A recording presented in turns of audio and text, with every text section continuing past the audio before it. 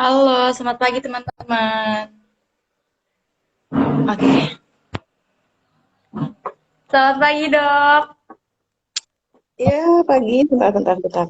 Oke, ya, Oke ya, dok. udah. Masih tunggu dulu peserta ya kali ya.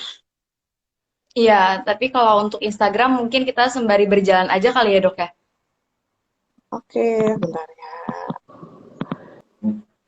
Oke, sebelumnya suara kita jelas nggak nih dok? Suara aku jelas nggak ke dokter? Jelas, jelas, jelas. Suara saya Oke, kedengaran jelas nggak ya? Suara saya jelas kedengaran kok dok? jelas nggak? Oke, Jelas baik. dok. Ya, Oke, ya kita mulai kali ya dok ya. Sambil berjalan waktu, boleh. sembari nunggu peserta yang lain. Ya, Oke, baik. Assalamualaikum warahmatullahi wabarakatuh. Waalaikumsalam Eh, warahmatullahi. Perkenalkan dok, saya Mutias Dewi Hasani dari Bank Sampah Ma ID dok. Ya, Mm, Sebelumnya juga ya Mbak saya Mutia. pernah ketemu dokter nih. Pernah ya, kayaknya di mana ya Mbak Mutia ya? Di Sekret ya? Di ini dok, waktu pembekalan KKN di gedung FKIP dok. Oh, oh iya, iya, iya. Lupa ya, soalnya pakai masker sih. Waktu itu kita kan rame ya Mbak ya. Iya benar. Makanya itu dok, oh ini dokter Winda, oh dokter yang pembekalan KKN waktu itu ya kata aku. Iya katanya. Iya, kebetulan kan kemarin itu karena memang sempat diskusi ya sama Mas Agus kan juga terkait yang kolaborasi ya dengan Bank Sampah kan, Iya dok, benar. KKN juga kolaborasi juga itu. Jadi ini juga dari KKN Beringin nih udah gabung nih. Ini kan salah satu ini ya mahasiswa KKN yang memang join dengan Bank Sampah juga ya dengan nama ID ya. Iya Mudah-mudahan benar. sih memang kontribusinya ya lumayan ya kan juga di sini juga saya mau ikut serta juga dalam bagian pengolahan sampah ya, terutama kalau untuk di MAID kan mungkin lebih ke sampah yang organik dan non organik ya, tapi lebih yang ke organik ya pengolahannya ya sebenarnya ya, gitu kan. Dan Kalau untuk di Ma ID sendiri lebih ke anorganik dok. Sampah-sampah oh kering iya, jadinya. sampah-sampah kering ya jadinya ya. Gitu. Dan di Dan sini kan saya mau menambahkan tentang pengolahan dari sampah obat ya, gitu ya. Yang rencana kita mau memang collab sama-sama. Mudah-mudahan keren sih lanjut dok. ya nanti kolaborasinya. Amin, amin, amin, amin, dok. Ditunggu banget nih program-program kita selanjutnya sih, dok. Amin. Ini berarti lagi di sekret ya? Oh iya, dok, lagi di kantor. Kebetulan emang sekret di sini, kantor di sini, jadinya hari ini kita nge-live-nya di sini juga, gitu, dok. Siap. Udah pernah main juga sih ke sana waktu itu. Nah, udah ya, dok, ya? Boleh Udah, kali, dok, nanti udah main pernah main lagi, juga. dok, ke sini. Siap, siap. Oke. Mungkin hari ini tema kita adalah jajanan sehat untuk anak nih, dok. Kira-kira, Iya, kan aku juga baru nih ya, dok, ya, baru awal-awal juga kok, apa sih kira kadang kan anak tuh suka jajanan manis ya dok, tapi kan kita juga tahu kalau manis terlalu banyak pun untuk anak tuh nggak baik ya dok. iya, iya, betul. Memang harus seimbang ya, gitu kan. Jadi jajanan itu kan identik ya kadang-kadang itu dengan hal-hal yang mungkin tidak bergizi gitu ya. Karena kan ya kita tahulah mungkin kalau misalnya jajanan itu memang kita tahu cara pengolahannya gitu ya. Jadi jelas food hygiene-nya seperti apa, food security-nya mungkin ya kita nggak perlu insecure ya dengan jajanan itu. Cuma kan kadang-kadang kan kalau dengar kata-kata jajanan tuh pasti konotasinya udah mungkin yang agak tidak hygiene, tidak bergizi, tidak sehat kan seperti itu ya gitu. Jadi intinya sih jajanan sehat itu adalah jajanan yang memang harus bergizi dan dia nggak mengandung zat-zat berbahaya gitu kan. Karena kan kita tahu ada zat-zat berbahaya itu misalnya seperti rodamin ya, jadi pewarna makanan atau mungkin juga ada pengawet seperti itu kan. Atau mungkin ya cara pengolahannya, cara packingnya, nah itu hal-hal yang mungkin bisa mempengaruhi ya kualitas dari jajanan itu sendiri, seperti itu. Hmm. Kalau misalkan kan sekarang ini ditemuin banyak jajanan dengan macam-macam komposisi ya dok ya. Hmm, Kira-kira hmm. tuh dok, komposisi apa sih dok yang sebaiknya untuk anak-anak nih dihindarkan jangan terlalu banyak mengkonsumsi ini nih gitu dok. Iya, betul. Jadi, kalau kita mau bilang ya, Mbak, seperti apa sih jajanan yang sehat gitu ya. Jadi memang ada kriterianya mau kita bilang bahwa ini jajanan yang sehat sama jajanan yang tidak sehat. Kalau jajanan sehat tadi seperti tadi kan sempat saya singgung bahwa harus ada food hygiene ya, maksudnya kebersihannya gitu ya. Kemudian juga dia eh, tempat pengolahannya ataupun juga tempat dia menjualnya itu juga sebenarnya harus jauh ya dari tempat-tempat sampah atau mungkin yang memang berdebu. Kan kadang-kadang jajanan kan di pinggir jalan ya, jadi kan pasti debu, asap kendaraan bermotor itu kan pasti akan mengkontaminasi jajanan tersebut gitu ya. Kemudian juga seharusnya ya dia ada tertutup ya, karena kan kalau kita tahu ya kadang-kadang tuh ya terbuka aja ya, ya ya kan nggak ada tutup yang safety-kan si jajanan itu sendiri gitu. Kemudian kadang-kadang kan juga jajanan itu kan dia nggak ada capit khusus ya atau mungkin alat yang khusus untuk memegangnya. Nah, itu yang bisa jadi kontaminasi ya dari tangan-tangan si pembeli yang mungkin pilih-pilih jajanannya gitu. Kemudian jajanan juga yang sehat itu nggak boleh terlalu manis. Tadi kan kita sempat nggak kadang-kadang kan jajan itu identik dengan makanan yang manis.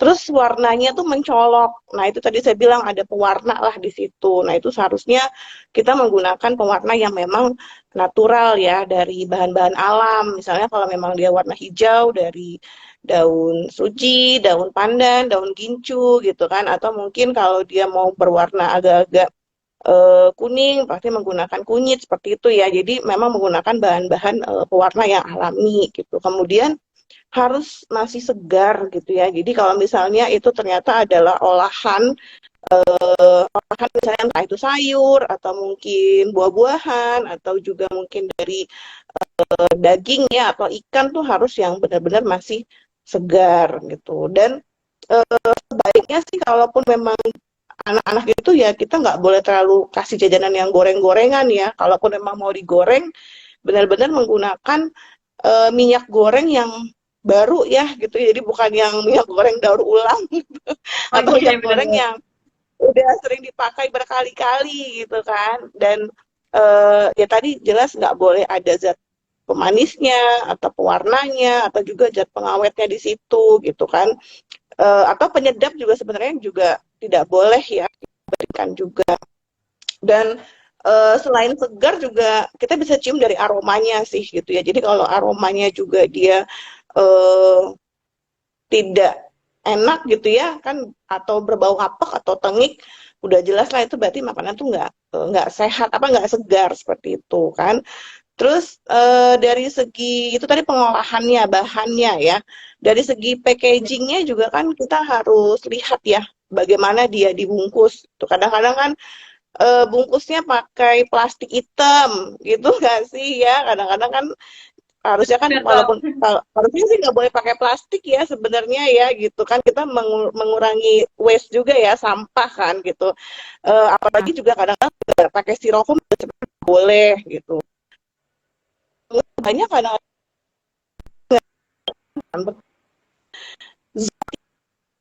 bisa terserap apalagi posisinya di gitu pas apa menyerap ya ya stabil ya Iya benar dok. kemudian Ya kalau selain gambarnya, packaging oke sekarang kenapa mulai stabil dok. Tadi Ah, gambarnya sempat udah stabil terjeda. ya. Iya. Iya, jadi maksudnya dari packagingnya, dari kemasannya juga kita harus lihat ya. Kadang-kadang kan menggunakan plastik tadi yang saya bilang itu plastiknya bukan plastik yang memang bisa digunakan, tapi plastik hitam gitu ya, atau mungkin kertas koran yang memang ada tintanya, atau mungkin juga ya bekas-bekas apa ya buku, dokumen gitu kan pernah ya nemuin beli jajanan terus tiba-tiba ada bekas dokumen rapot, ijazah atau apa gitu kan sebenarnya itu nggak boleh kita gunakan gitu ya.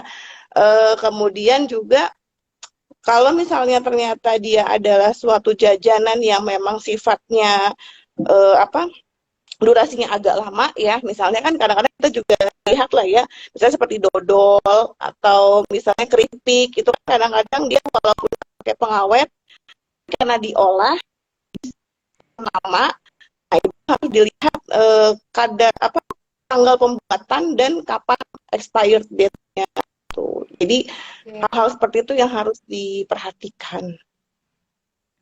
baik Dok. Terus kan kalau kita itu kan berarti jajanan yang dibuat ya Dok ya, maksudnya tanpa Hmm, pengawet. Beda iya. lagi kalau dengan ciki-cikian ya Dok. Sekarang kan banyak ditemuin tuh kalau misalkan di TK-TK itu anak-anak bekalnya ciki-cikian tuh Dok. Hmm, iya, iya, betul. Nah, Iya, kalau itu tadi, ciki-cikian, mm, ciki-cikian itu iya Mbak. sendiri kan banyak ya Dok. Banyak pengawetnya, Mm, entah komposisinya juga. Karena kita nggak bisa ngeliat pengolahannya. Mungkin dari segi packagingnya mereka oke nih, aman, higienis. betul. Tapi kan kita nggak tahu Dok, ternyata di dalam-dalam situ tuh ya Dok ya.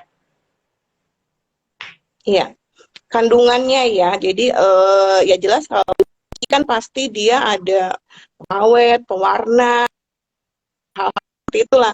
Jadi ada beberapa eh, dampak buruk ya dari jajanan yang tidak sehat. Misalnya kan kita tahu kadang-kadang ada yang pakai pengawet boraks gitu.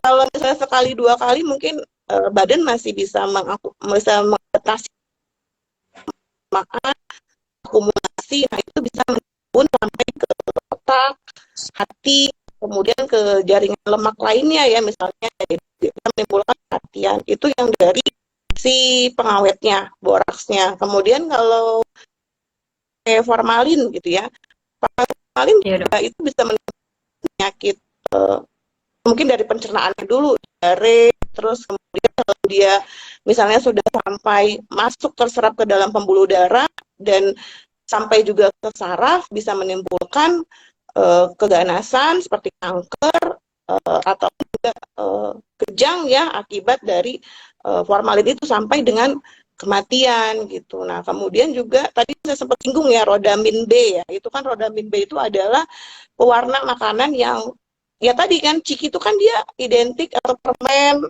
atau mungkin agar-agar yang warnanya ngejreng-ngejreng gitu ya karena kan maksudnya biar Iya bener Dok. anak mau beli gitu kan. Jadi maksa sama Iya orang tuanya bener. untuk mau beli gitu kan agar-agar yang berwarna-warni itu kan padahal sebenarnya mungkin dia menggunakan zat pewarna yang bukan untuk pewarna makanan. Nah, itu menimbulkan mungkin awal-awalnya anaknya radang dulu nih, radang tenggorokan atau mungkin alergi gitu. Nah, kalau dampak lama-kelamaan bisa menimbulkan keganasan. Jadi bisa sampai dengan kanker ya. Terus kadang-kadang juga dia misalnya menggunakan pemanis buatan.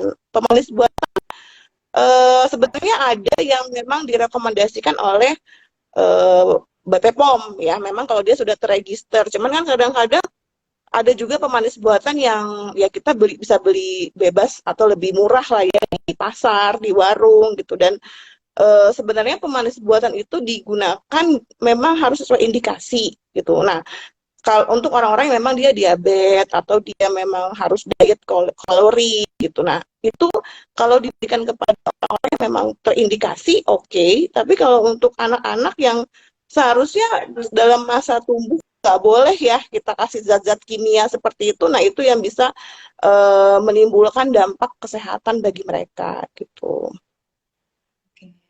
Eh, saya juga kan pernah nih ya Dok, waktu itu sempat PK, PLP Dok, kalau kita kan ya Dok, kalau di Unila Ya, ya, nyebutnya di untuk SKIP ya. mahasiswa aktif. Iya bener Dok. Nah, PLP tuh di salah satu TK, itu tuh anaknya tuh konsisten gitu Dok, jajannya ciki-ciki, terus gitu Dok. Tapi saya juga kan kalau anak TK biasanya berbagi ya Dok ya. Nah, sempet Hmm. dibagi juga. Saya dibagi nih, saya makan seminggu, tapi saya seminggu terus radang tenggorokan dok. Hebatnya anak-anak itu dia nggak radang tenggorokan dok. Iya, iya. Karena sebenarnya kan memang imunitas anak-anak lebih tinggi daripada orang dewasa ya. Makanya pada kasus kemarin pun kebanyakan anak-anak tuh OTG ya gitu. Karena mereka masih punya daya tahan tubuh imunitas lebih tinggi gitu daripada yang kita yang sudah memang usia dewasa, karena nggak mungkin kemungkinan bahwa terjadi penurunan metabolisme ya, dan kemampuan pertahanan tubuh juga pasti akan turun seiring dengan pertambahan usia gitu. Ya mungkin saat ini anak-anak itu masih bisa beradaptasi, saya bilang tadi ya, mereka masih bisa beradaptasi karena imunnya masih bagus. Cuman kan lama-kelamaan juga kalau dia tertrigger terus atau mungkin terakumulasi gitu kan, ya pasti akan ada dampak. Mungkin dampaknya nggak sekarang saat dia masih anak-anak, mungkin dampaknya akan timbul saat dia sudah fase remaja atau dia sudah mulai ini ya dewasa gitu. Makanya kan kadang-kadang ya kita lihat ya, kok masih muda sudah kena kanker gitu kan, maksudnya usia produktif loh gitu, tapi kok sudah kena kanker ya, dimana kanker itu kan kalau dulu lebih cenderung kepada pasien-pasien yang sifatnya geriatri yang sudah lanjut usia seperti itu kan. Nah itu karena ya habit ya, pola makan kita yang memang sudah tidak sehat lagi ya. Mungkin kalau zaman dulu itu kan masih ya jajanan masih mungkin kalau bawa sendiri gitu kan, terus kemudian jajanan juga mungkin walaupun jajanan instan, tapi mungkin dulu kalau kalorinya masih lebih baik lah ya dibandingkan dengan yang sekarang gitu. Kalau saya sih ya karena mungkin udah agak ini ya, udah melewati fasenya ya.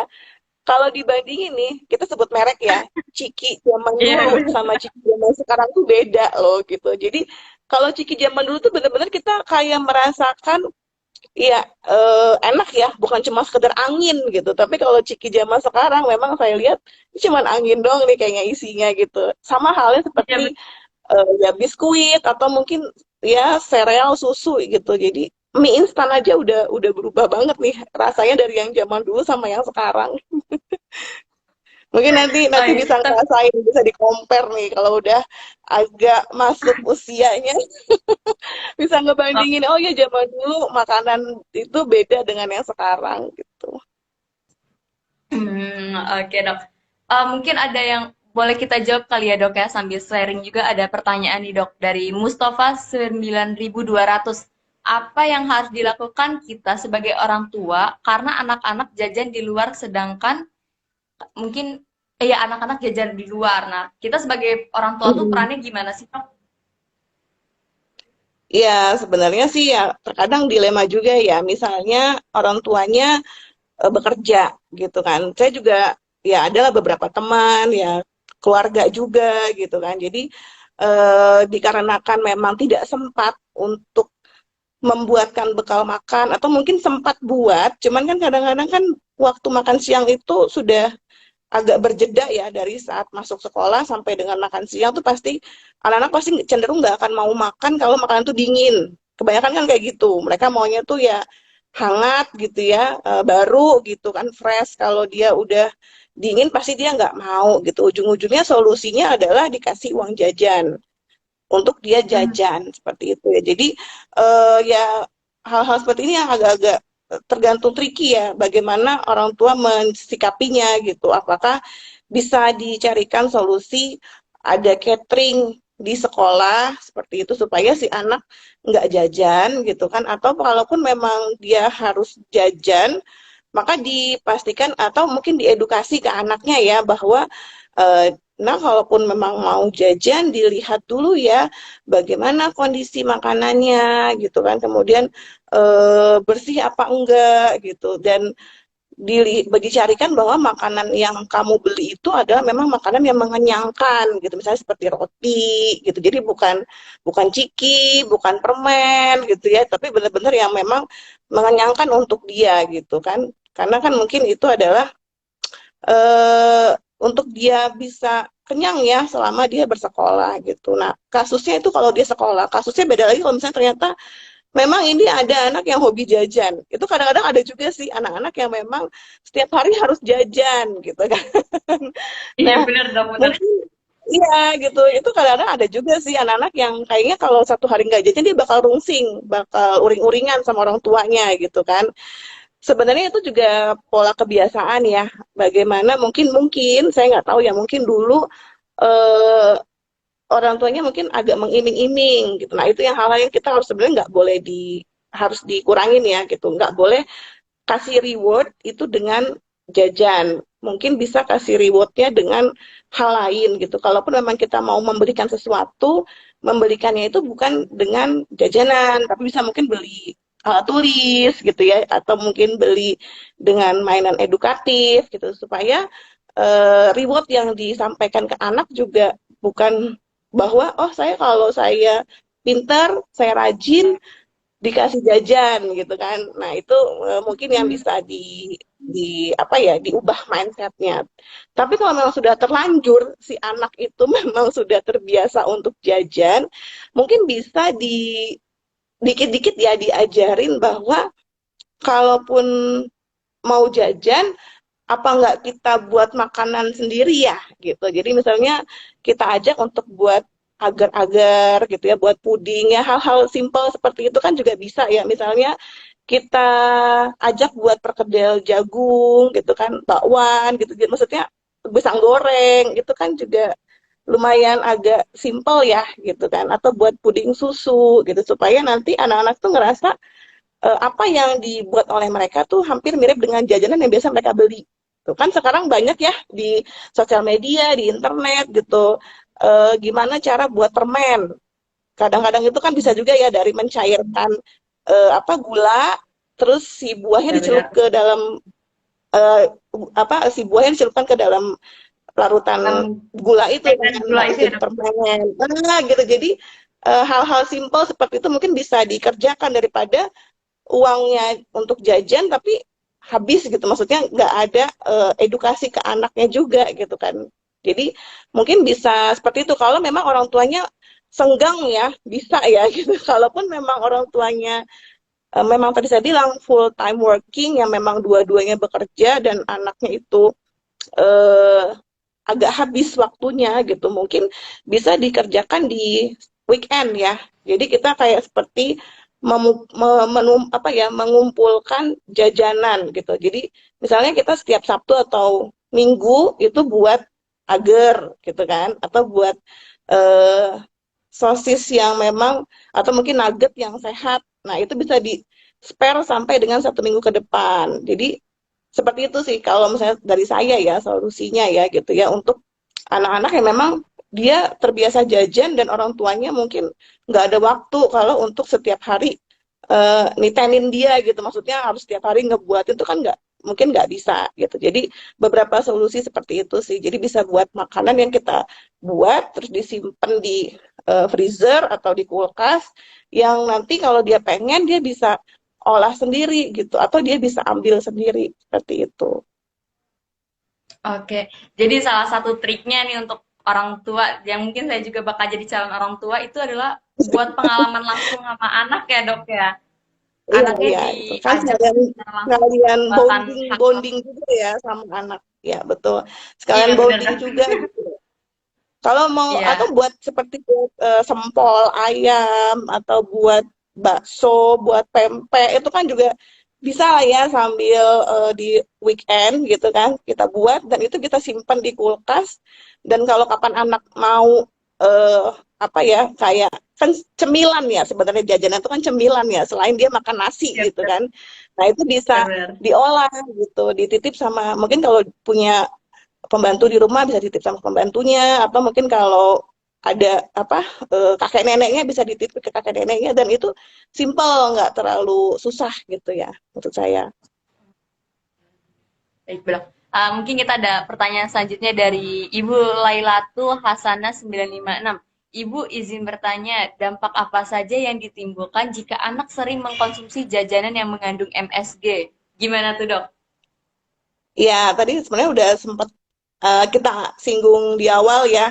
Jadi kalau misalnya Bener. pakai pewarna bahan itu dalamnya apa, terus kalau pakai boraks ya pengawet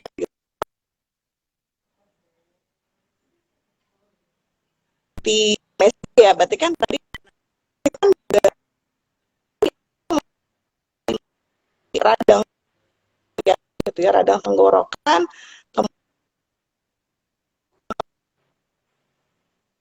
nanti dia akan terakumulasi sampai gangguan di pencernaannya, juga bisa juga sampai juga ke kemampuan kognitifnya atau juga sampai dengan keganasan ya kalau dia memang terakumulasi gitu. Mungkin kalau tadi sempat singgung ya bahwa imun anak itu kan masih bagus. Jadi mungkin kalau saat ini mungkin dia belum belum ada dampaknya nih, tapi bisa aja saat dia sudah mulai beranjak dewasa atau mulai dia masuk ke fase tua ya gitu, baru akan timbullah gangguan akibat dari penggunaan MSG itu ya, mulai dari MSG, pemanis buatan ataupun juga pewarna makanan. Jadi sebenarnya untuk jajanan itu yang harus kita perhatikan bukan hanya MSG-nya ya, tapi banyak juga faktornya, bisa dari tadi pemanis, pewarna, pengawet, atau juga dari tadi ya dari awal dari packagingnya juga itu kan pengaruh juga tuh. Jadi dari bungkusnya kadang-kadang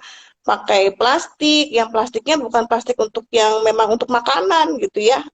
Misalnya tadi kan plastik plastik hitam, terus habis itu juga pakai koran, dimana kan koran kan juga dia apa ada zat tintanya ya, dan itu bisa terserap ke dalam makanan gitu.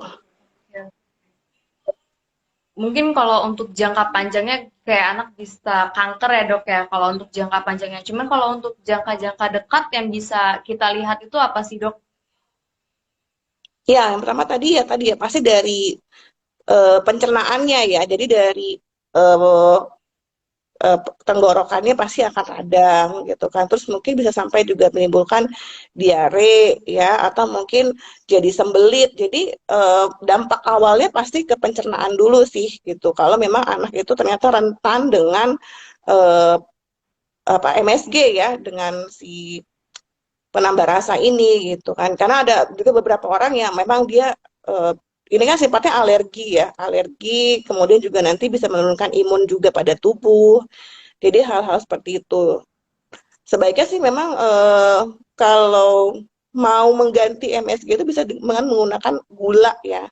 Itu juga kalau kita mau tambahkan juga hampir sama seperti penyedap rasa sih gitu. Karena kan tahu ya kalau di iklan-iklan penyedap rasa MSG itu kan mereka ambil juga dari sari tebu ya beberapa untuk komposisinya. Nah, jadi dari bisa menggantikan dengan gula gitu. Tapi untuk sedikit aja untuk menambah rasa.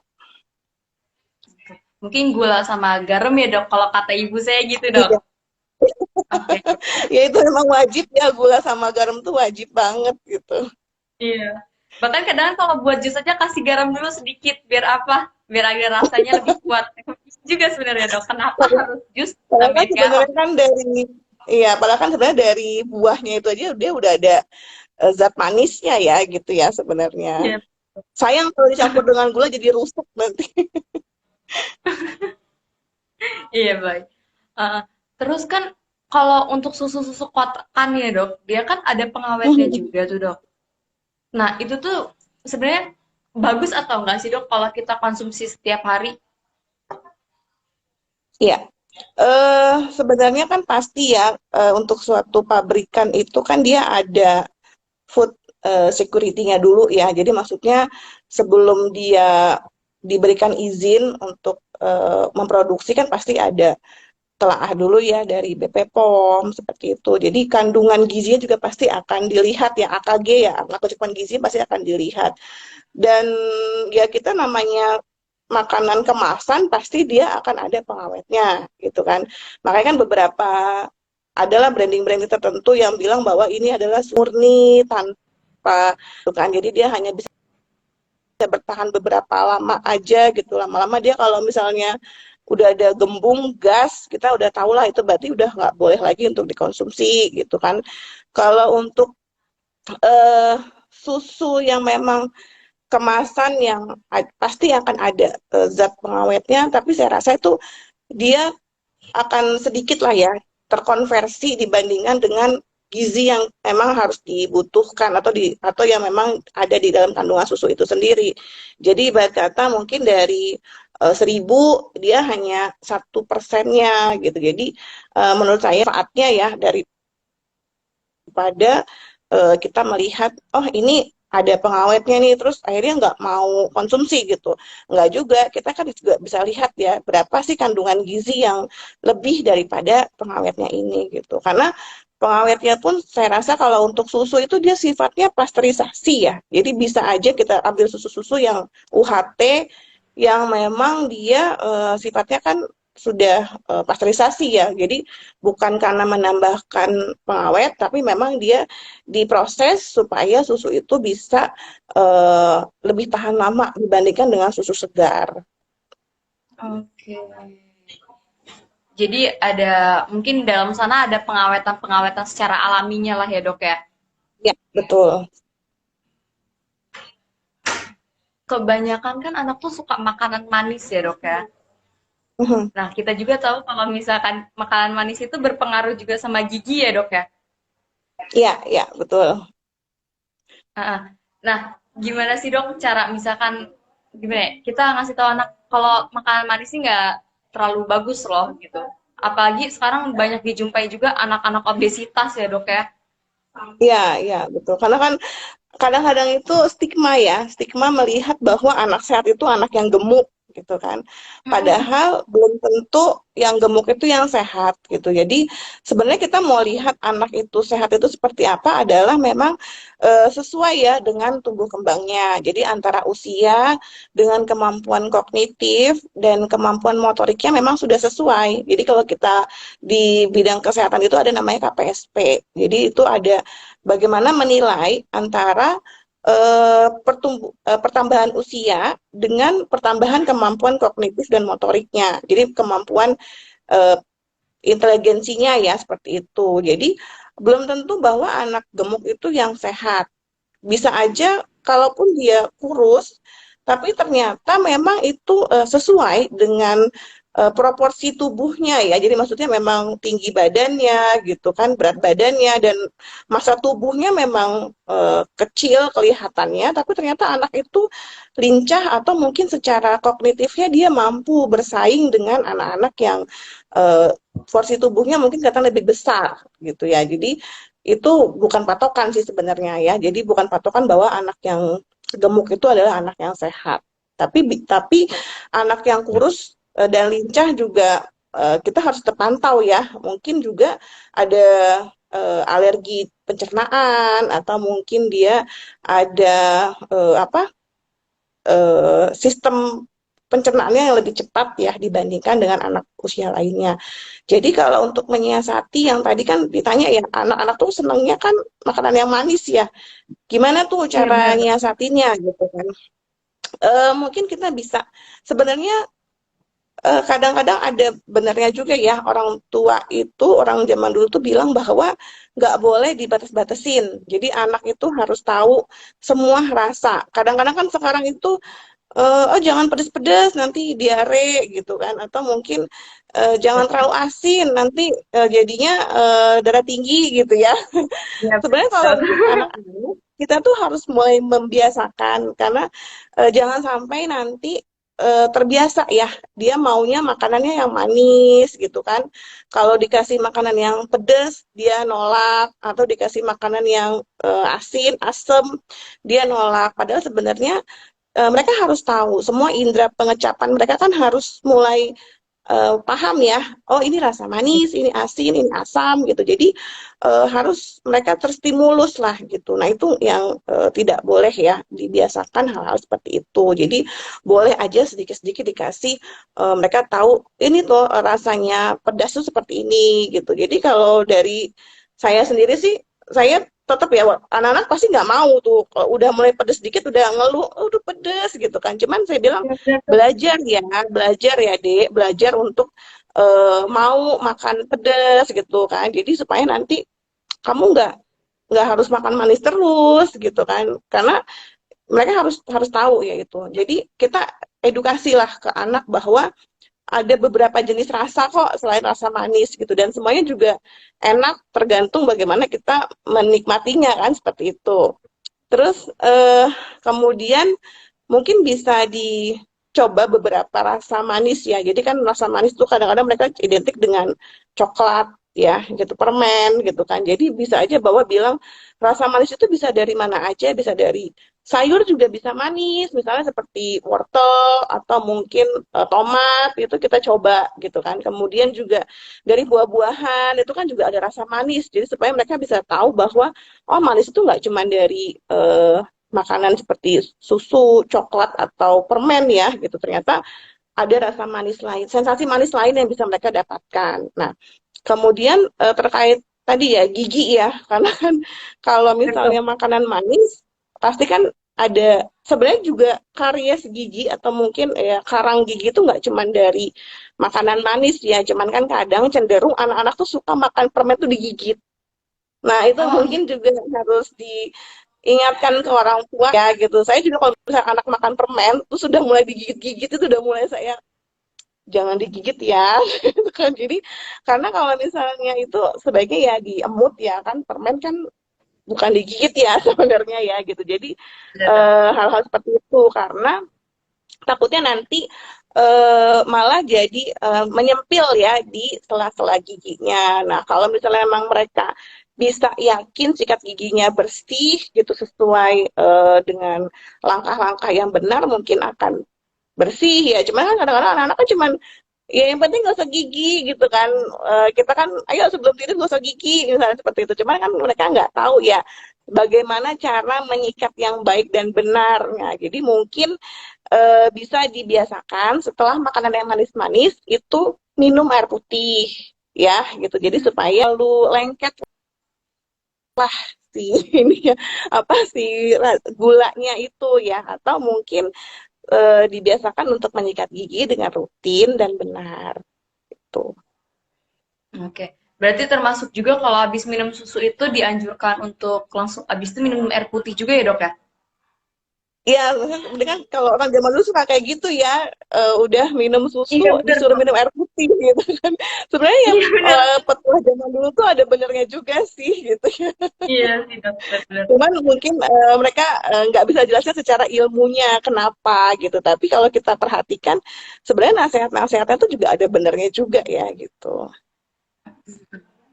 Ya karena kalau saya juga kan habis minum susu, ini minum dulu air putih dulu, baru kalau mau makan yang lain boleh gitu. Jadi harus minum air putih Iya, dulu, kayak kalau katanya sih penetralisir lagi lah ya, Dok. ya mungkin seperti ya kalau misalnya untuk orang awamnya ya seperti itu ya, tapi kan intinya adalah kita kan mengurangi paparan dari si gulanya itu di permukaan gigi itu. Oke. Mungkin untuk teman-teman di sini juga kalau ada yang mau bertanya boleh deh kita buka segmen tanya jawab bersama dengan Dokter Winda nih. Ya, Dok, selama praktek ada nggak sih dok kejadian-kejadian yang lucu nih an- waktu untuk penanganan ya anak gimana? gitu dok?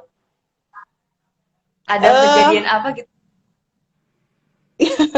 kalau misalnya ini kan saya memang di Poliklinik Unila ya gitu. Jadi memang kalau anak-anak udah jarang ya karena mahasiswa gitu. Tapi mungkin dulu ya waktu saya masih praktek pribadi dan di klinik pribadi memang kadang-kadang itu anak-anak itu suka nggak mau jujur ya gitu ya dengan penyakitnya. Iya.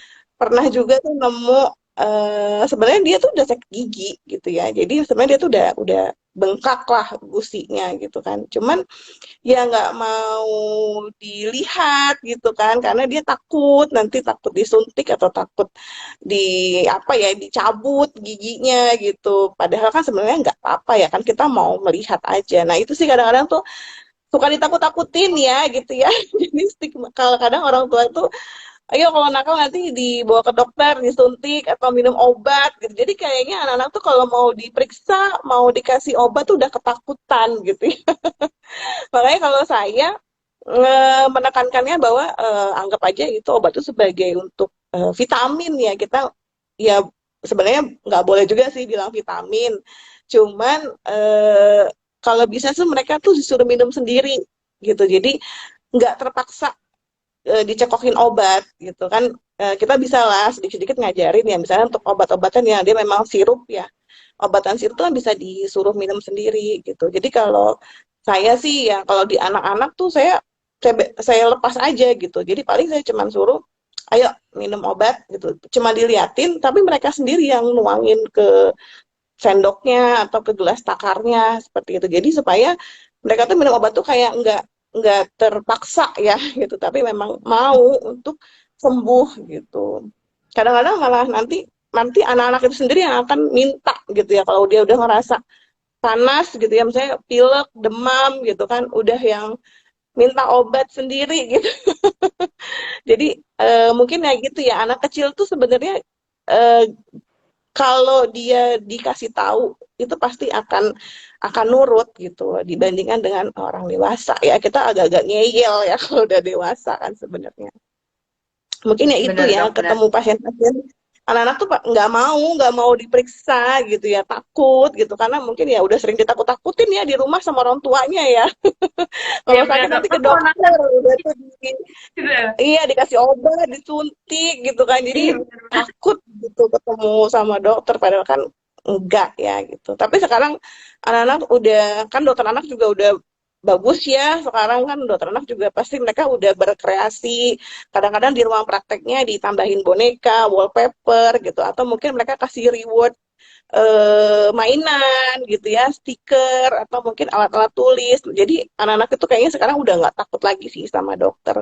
Malah mungkin ya itu tadi saya bilang, mereka malah pengen berobat atau pengen sehat gitu karena tahu kalau sakit nggak bisa sekolah gitu, nggak bisa ketemu temen-temennya kan. Iya bener sih dok. Terus kan juga sekarang jajanan itu makin kreatif ya dok ya. Sampai Iya ada gitu. jajanan yang asap-asap nih, kayak pertanyaan dari Mbak Nuraini FTR underscore. Dok, kemarin adik saya beli jajanan ice smoke yang kalau dimakan bisa keluar asap. Itu sebenarnya bahaya atau enggak sih dok? Atau nanti ada dampak efek sampingnya tuh dok? Iya, iya. Jadi kadang-kadang kan emang yang itu ya, yang seperti ice smoke itu ya, itu kan dia dry ice ya jatuhnya ya, seperti itu ya. Kalau misalnya sekali-sekali sih ya, sebenarnya juga ini kan temanya juga bukan kita kayak batasin nggak boleh jajan gitu. Tetap lah ya, boleh aja jajan gitu, tapi nggak boleh terlalu banyak. Jadi ya sebenarnya kita juga mungkin makanan di rumah kita juga belum tentu juga semuanya sehat ya gitu kan. Tapi kan karena kita tahu pengolahannya dan bahan bakunya insya Allah pasti akan lebih sehat daripada yang kita beli di luar gitu. Nah, untuk yang jajanan yang ice smoke itu, yang keluar-keluar asap itu ya, kalau untuk sekali dua kali sih is okay ya, menurut saya nggak ada masalah gitu, kecuali kalau emang dia terus-terusan setiap hari gitu kan, tapi kan kayaknya nggak mungkin juga ya setiap hari bakal konsumsi itu, pasti kan ada batasnya manusia itu akan bosan gitu kan, jadi mungkin karena lagi viral aja nih, lagi hits banget gitu, jadi kayaknya pengen cobain gitu kan, tapi kan ada fasenya dia akan bosan dan berhenti untuk mengikuti tren itu gitu kan. Kalau untuk sekali dua kali sih nggak masalah sih kalau menurut saya ya gitu. Tapi kalau memang terus-terusan ya pasti akan ada dampaknya karena kan yang ice smoke itu kan dia menggunakan sejenis kayak dry ice gitu ya. Jadi pasti kan ada dampak juga zat kimianya lah gitu, zat kimianya yang pasti akan berpengaruh ke tubuh. Mulai dari yang tadi saya bilang bisa ada alergi ya, misalnya radang gitu kan. Terus kemudian nanti bisa sampai timbul ke pencernaannya, ada diarenya gitu kan. Jadi itu kan kalau sekali dua kali is okay sih kalau menurut saya. Tapi kalau memang jadi kayak makanan yang setiap hari dikonsumsi, nah ya itu yang nggak boleh gitu kan. Itu. Oke.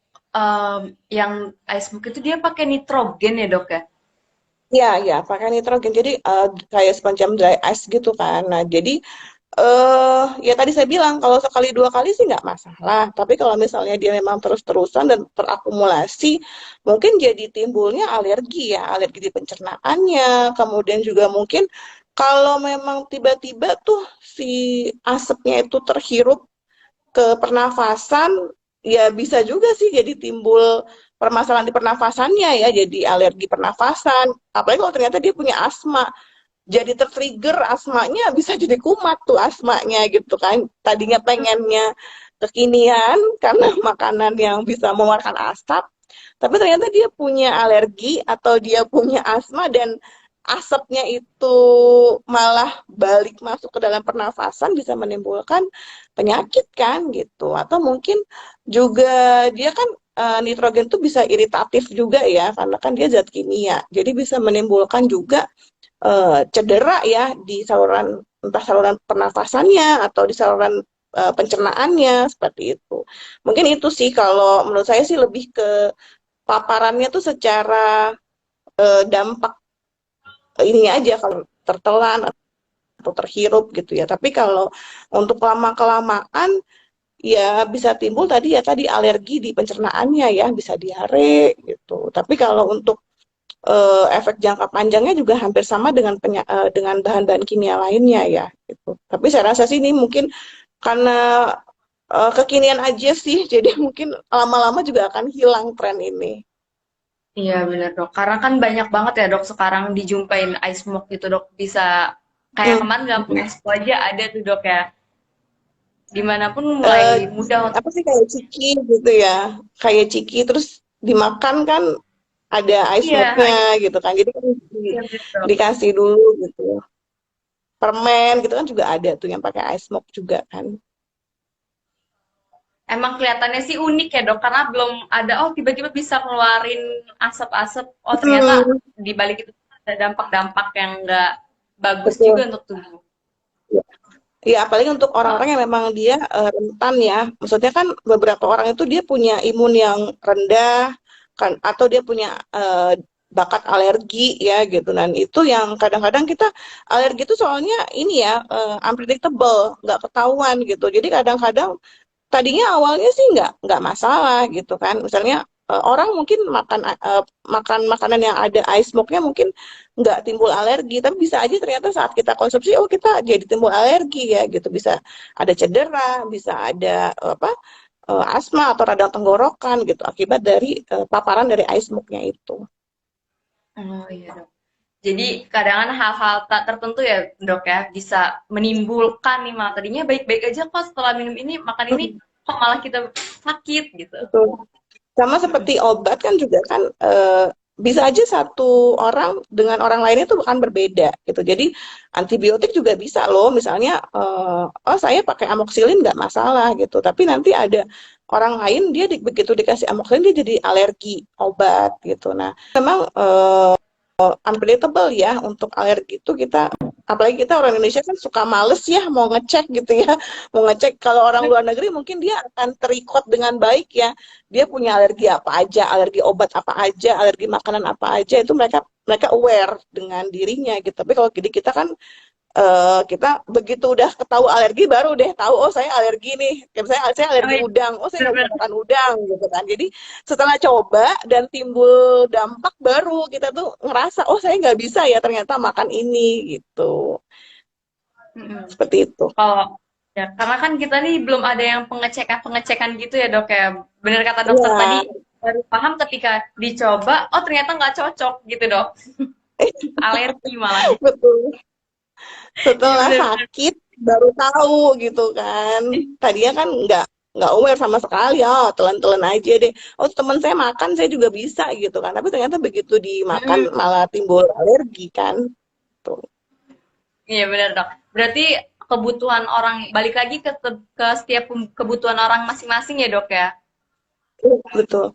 Ya sama seperti susu juga ya kan nggak semua orang juga bisa minum susu ya. Jadi bisa aja dia alergi susu sapi, akhirnya dia harus minum susu yang dari kedelai atau yang memang apa dia memang bukan dari ternak ya gitu. Jadi harus susu-susu yang memang dari eh, yang seperti kedelai ataupun juga dari olahan tahu ya seperti itu ya. Jadi susu kedelai kan kebanyakan kan soya ya. Kalau ternyata dia Iya. memang alergi pada susu sapi. Susu soya itu susu dari kedelai atau dari biji-bijian apa gimana sih dok? Iya, dari biji-bijian. Biasanya dari kedelai ya kalau kita ya Hmm, kebanyakan. oke. Karena taunya susu soya soya. Oh, emang susu soya itu sebenarnya apa aja sih komposisi yang ada di susu soya itu sendiri gitu loh. Tahu nih kalau Iya, orang nggak anak kecil kalau alergi susu sapi biasanya dikasih susu soya. Nah, tapi nggak tahu tuh susu mm, soya itu apa sih gitu. Iya, jadi ya itu kedelai ya, biji-bijian ya. Jadi Hmm, karena memang dia bukan dari hewani, tapi dari nabati gitu. oke.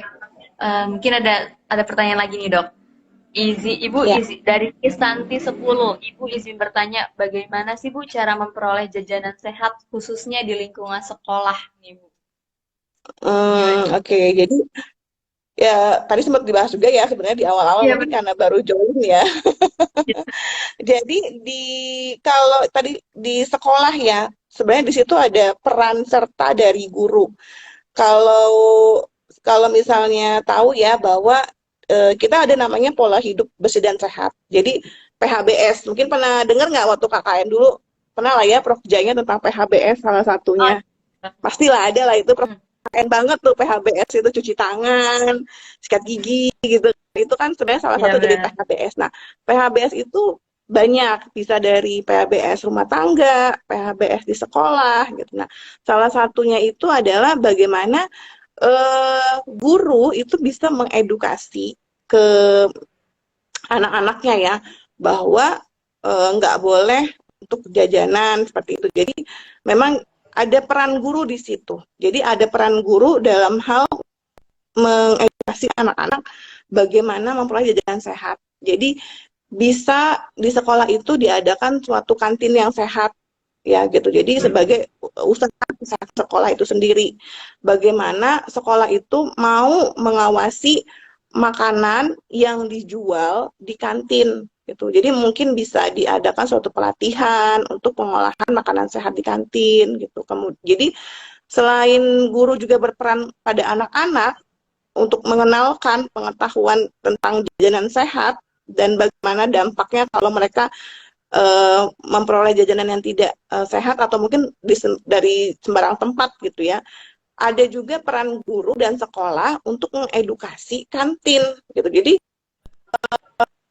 kita kasih tahu bahwa tolong ya kalau dia makan di sekolah ini harus sesuai gitu loh. Jadi bagaimana pengolahannya memang bersih, bahan bakunya juga bersih, gitu. Kemudian mengurangi zat-zat berbahaya ya, dari pewarna, pengawet, MSG, gitu kan, penyedap rasa lah ya pada anak-anak. Jadi disitulah peran-peran sekolah ya, kalau menurut saya. Jadi selain untuk edukasi ke anaknya, juga edukasi ke kantin ya, gitu, yang memang berjualan di sekitar sekolah gitu. Atau mungkin lebih bagusnya lagi kalau mereka punya komite yang melibatkan Mm-mm. beberapa orang tua ya. Kan orang tua kan mungkin juga mau sih usaha gitu, ada aja ya gitu. Kalau kalau kayak di sekolah anak saya sih justru catering itu mengelola orang tua dari apa emang anaknya juga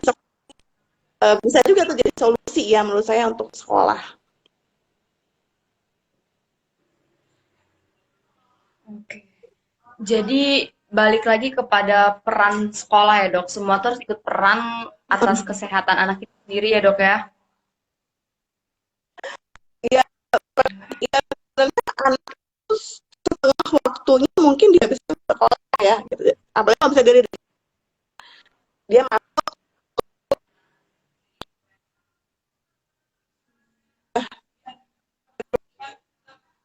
kehidupannya akan lebih baik di sekolah daripada di rumah. Kalau di rumah dia udah tinggal main, tidur, makan gitu. Memang Iya kan benar-benar. sekolah sangat gitu. Jadi bukan hanya mengedukasi ke anak, tapi saya rasa juga mereka harus mengedukasi ke pengelola kantin atau mungkin penjual-penjual makanan di sekolah. Ya, oke. Oke dokter. Oh iya tadi ada masalah jaringan dok, makanya kita sempat terputus dok. Maaf ya dok ya. Iya, iya, nggak apa-apa. Oke, jadi mungkin langsung ke closing statement aja ya, Mbak Muti ya. Gimana dok? Langsung closing statement ya. Apa ada pertanyaan lain lagi kira-kira yang mau dibahas? Oke, satu lagi nih dok. Mungkin pertanyaan dari saya pribadi nih dok. Oke, Kira-kira kecukupan gizi dan jajanan anak itu gimana sih dok? Gitu. ya. Kalau kecukupan gizinya ya tergantung ya dari jenis jajanannya gitu kan. Karena kan kalau kita mau bilang angka kecukupan gizi, jelas itu harus dicek kan gitu, benar-benar ditimbang, terus kita harus tahu komposisinya, terus berapa banyak yang digunakan bahan-bahannya gitu. Jadi kalau kita mau melihat angka kecukupan gizi dari suatu jajanan, memang nggak bisa langsung dinilai begitu lihat langsung oh ini kayaknya bergizi gitu belum tentu juga ya tapi mungkin secara kasat mata karena kita bisa tahu lah ini oh ini mungkin kalau jajanannya memang dia mengandung buah-buahan ya berarti ada vitamin di dalamnya gitu kan kalau ternyata di jajanannya mengandung eh, daging misalnya ikan terus cumi atau mungkin udang atau mungkin daging-daging sapi gitu kita bisa tahu bahwa ini oh ini ternyata di sini ada kandungan mineralnya seperti itu kan atau zat besinya. Jadi angka kecukupan gizinya kalau kita mau bilang harus diteliti ya sesuai dengan komposisinya. Tapi secara kasat mata mungkin bisa kita nilai berdasarkan dengan kita tahu nih jenis jajanannya apa gitu. Jadi oh kita bisa mengira-ngira bahwa kalau udah jajan misalnya kayak sempol ayam gitu. Oh, berarti di sini udah terkandung ada karbohidratnya, ada proteinnya gitu, ada zat besinya di dalam situ gitu kan. Jadi seperti itu mungkin secara ini aja, secara apa? Kualitatifnya aja. Tapi kalau secara kuantitatif kita mau ukur itu harus terukur dengan jelas ya. Kita harus tahu komposisinya. Tapi kalau kita nggak tahu komposisinya, mungkin secara kualitatifnya aja gitu kita bisa mengukurnya seperti itu jadi misalnya oh udah jajan sempol ayam berarti nanti ditambahin buah-buahan ditambahin sayuran gitu jus kayak seperti itu mungkin untuk pendampingnya ya gitu. Oke. Oke nih dok, makasih banget nih dok. Mungkin ada closing statement dari dokter mengenai tema kita hari ini, yaitu jajanan sehat untuk anak nih dok. Ya, oke. Mungkin kalau closing statement dari saya ya, karena kan anak-anak identik dengan jajanan, jajanan identik juga dengan anak. Karena walaupun mungkin zaman sekarang juga kita hobi nyemil juga ya, untuk yang perempuan tapi kalau Iya lagi benar. masa periode lagi muncul nih gitu, kayaknya pengennya ngeganyem aja gitu kan rasanya. Jadi mungkin kalau untuk closing statement dari saya terkait dengan tema kita tentang jajanan sehat ini bahwa untuk anak yang hebat itu jajanannya pasti sehat ya dan anak hebat juga dia pasti tubuhnya juga akan lebih kuat karena memiliki komposisi tubuh yang lebih sehat dari makanan yang sehat. Jadi memang kita harus tahu bahwa anak yang hebat jajanannya juga harus sehat. Mungkin itu sih closing statement dari saya. Oke dokter, terima kasih ya dok ya atas kesempatannya untuk berbincang-bincang sharing session sama Bang Sampah Ma IG hari ini nih dok. Udah meluangkan waktunya di tengah kehektikan dokter, saya terima kasih banget loh dok. Sama-sama. Mungkin nanti kita bisa next berikutnya tentang sampah obat rumah tangga ya. Bisa ya Mbak Oh ya Muti ya. boleh sih dok. Oke, Oke, nanti boleh. kita jadwalkan lagi, Dok. Siap, Cukup siap. tertarik karena kan orang banyak yang buang sampah obat aja sembarangan ya, Dok. Bahkan nggak Betul, tahu kalau ternyata, betul. oh, obat ini udah ada luar satu, Dok. Betul, betul, betul. Ya, mungkin nanti next buat berikutnya ya Mbak Muti ya. Oke, Tapi dokter. juga Terima kasih, dulu. Dok. Mungkin Jadi nanti jangan juga, jangan saya lagi nanti bosen orang-orang ngelihatnya ya. nggak apa-apa, Dok. Oke. Mungkin nanti juga kita bisa ketemu di FKIP ya, Dok, ya. Karena saya juga kan Boleh. FKIP, dokter. Siap, siap. Nanti ketemuan aja kita. Oke, Dok. Terima kasih, Dok. Ya, Kita, sama-sama. kita akhiri kali ya, Dok, ya. Karena udah mau Jumatan juga. Iya. Oke. Oke, baik dokter. Terima kasih dokter. Assalamualaikum Ya, dok. Waalaikumsalam. Sama-sama, dadah. Bye dokter.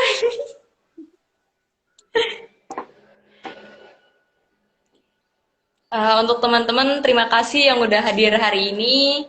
Makasih juga waktunya udah meluangkan waktu untuk join live Instagram bersama dengan Dokter Winda di tema dengan tema jajanan sehat untuk anak. Sampai jumpa di lain kesempatan dengan tema yang berbeda. Assalamualaikum.